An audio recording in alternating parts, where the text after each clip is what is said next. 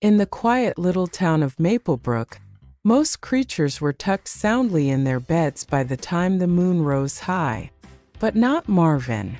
Marvin was a small, plump raccoon with a shiny black mask and twinkly eyes that glowed in the moonlight.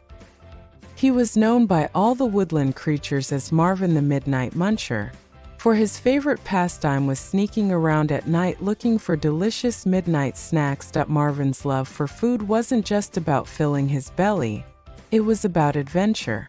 Every night, as the stars twinkled, he set off with his little satchel and lantern, exploring gardens, picnics left behind, and even the bakery's back alley. He never caused trouble. Marvin was polite. He always left things neat and never took more than he needed. One evening, Marvin discovered something unusual. The sweet smell of freshly baked pies floated across the breeze. Following his nose, he arrived at the window of Mrs. Willow, the kind baker of Maplebrook. She had left a cooling pie on the sill. Marvin's mouth watered, but he hesitated. Taking the whole pie would be greedy, and Marvin prided himself on being fair.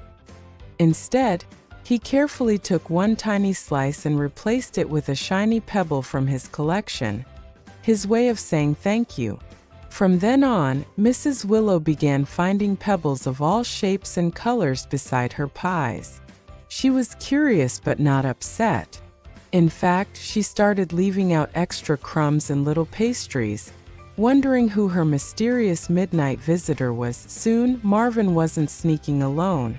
Other woodland friends, Sally the squirrel, Benny the badger, and even Ollie the owl, joined him on his midnight snack adventures. Together they explored Maplebrook, nibbling berries, gathering acorns, and sharing whatever treats they found. It wasn't just about food anymore. It was about friendship and fun under the starlit sky. One night, Marvin and his friends found Mrs. Willow waiting at her window with a warm smile. Instead of scolding them, she held out a plate of pastries. "For my little midnight munchers," she said kindly. Marvin blushed beneath his furry mask but gratefully accepted. From that night on, Marvin and his friends didn't just sneak around, they were invited. Mrs. Willow often left treats, and sometimes she even sat outside with them, telling stories as they munched happily. Marvin realized he didn't need to be sneaky anymore.